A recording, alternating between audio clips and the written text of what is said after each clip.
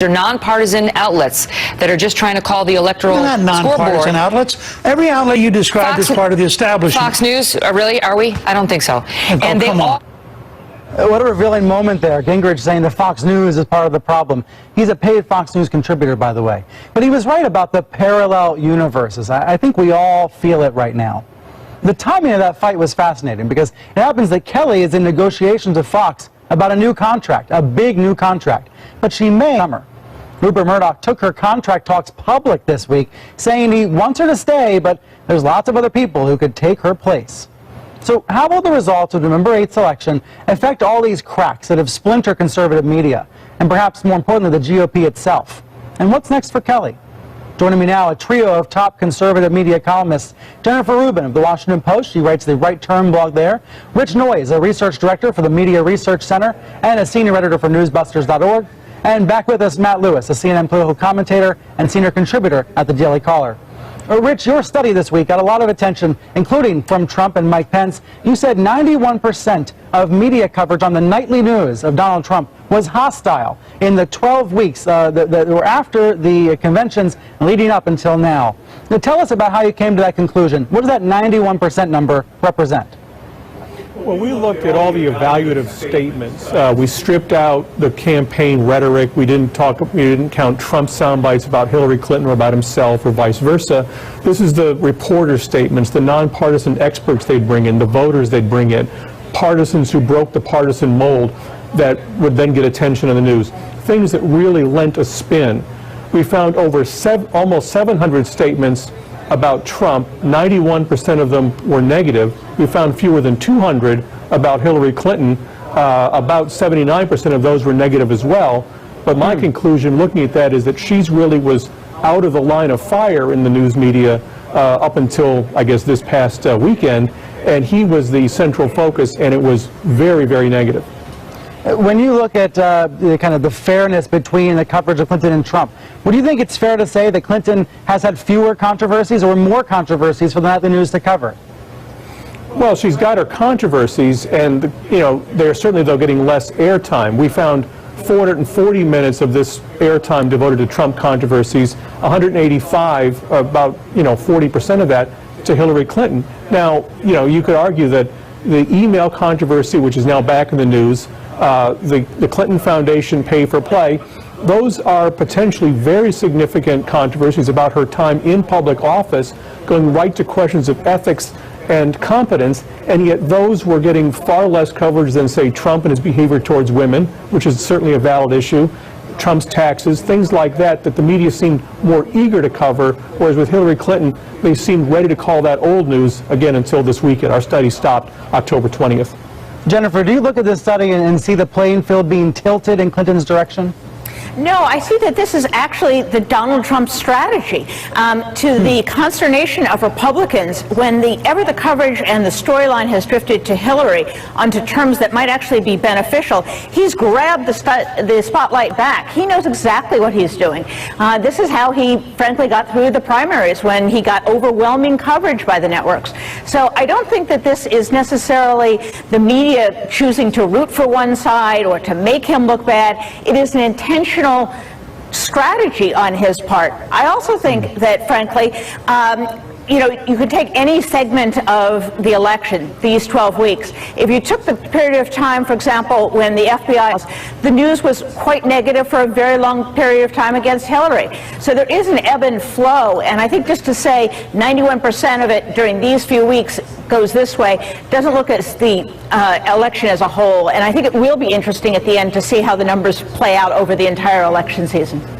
Matt, talking about Newt Gingrich here, talking about that Newt Gingrich-Megyn Kelly exchange, I played that parallel universes soundbite because I think it's the key to understanding what's going on right now. The folks are in their own echo chambers. Do you have any advice here, all sides, during this election?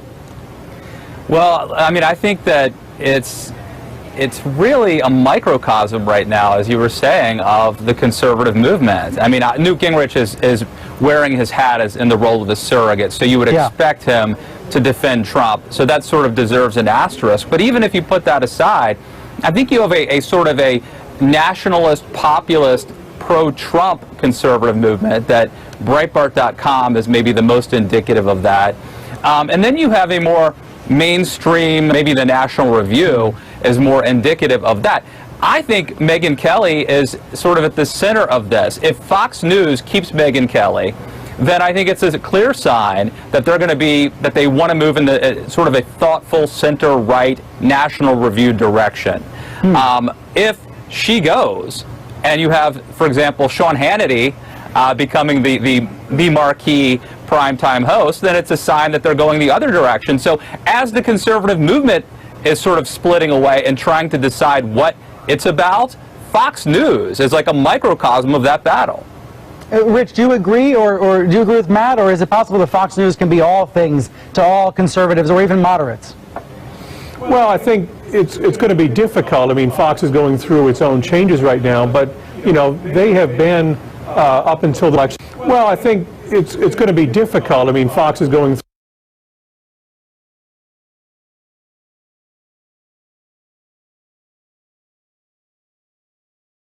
through its own election, and really including this election, the one place on television, cable television news, where conservatives felt they were getting a fair shake, getting some respect, getting their point of view across. Now conservatives are split amongst themselves, so some are unhappy with Fox on one night, or they like this host, they don't like that host. So, you know, when the conservative movement sort of pulls itself together, it'll be easier to serve them as a constituency. Until then, it's going to be more difficult.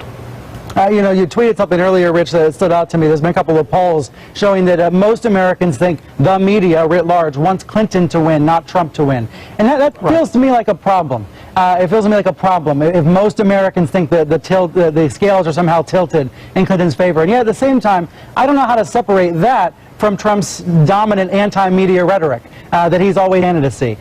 When you look at the polls that show that, do you think that it has a lot to do with Trump's anti-media rhetoric, which he has toned down in recent days? Well, I mean, that's part of it, but the other part of it is you have journalists. This week, Dana Milbank was one who got out and say the press can't play it fair anymore. The press can't play it neutral to be neutral. But he's a liberal columnist. Well, I know, but he is talking to other journalists. He is suggesting that it is illegitimate to give Trump the same treatment you would any other there, and take sides because it's too important to leave to the voters to make up the decision themselves. You know, they're basically playing into Trump's hands and saying it is a rigged game, and then they're demonstrating that with their coverage every night, being much more adversarial against Trump than against Hillary Clinton. Well, Jennifer, you work at the Post. How do you feel? I disagree, and I think this is one of the problems with conservative media and conservative watchdogs. They don't, for example, as you pointed out, distinguish between the actual reporters and the columnists. I don't think anyone can accuse David Fahrenthold, who has done really Pulitzer Prize-winning work, investigative reporting, as being by his job. He's digging. Part of this is fueled by the fact that Donald Trump refuses to reveal a lot of information that most candidates have traditionally done. So there's more to find out on that side.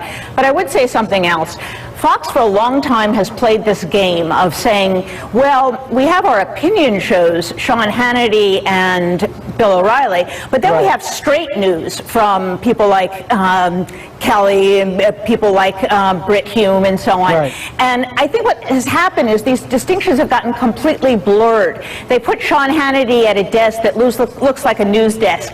They have the bug on it that says Fox News. And so that they have really sort of eviscerated these distinctions between what is real news, what is hard news, what has to be corroborated, what is based on facts, and what Hannity and O'Reilly do. And I think that was a mistake for them. I think it has denigrated from the real news people like Megyn Kelly, like Bret Baier, by associating them, and then everyone thinks that Fox is Sean Hannity. Everyone thinks that Fox is Bill O'Reilly. And when you point that out, they get very offended. But frankly, it's a game that they started and they exploit. Hannity has been raising the prospect of voter fraud, and when you look at polling, that compares fans of CNN versus fans of Fox, for example, you'll find that Fox viewers are much more concerned the election results could be manipulated. Jennifer, do you feel that conservative media leaders are misleading their audience about that? Some of them are, and again, it's very hard to say conservative media anymore because there are very big distinctions. Listen, some of the best analysis debunking the "it's being rigged" has been done by conservative media, has been done by National Review and others. So I think you have to really separate those people who maintain a journalistic standard of accuracy, of fairness, and those who are simply shooting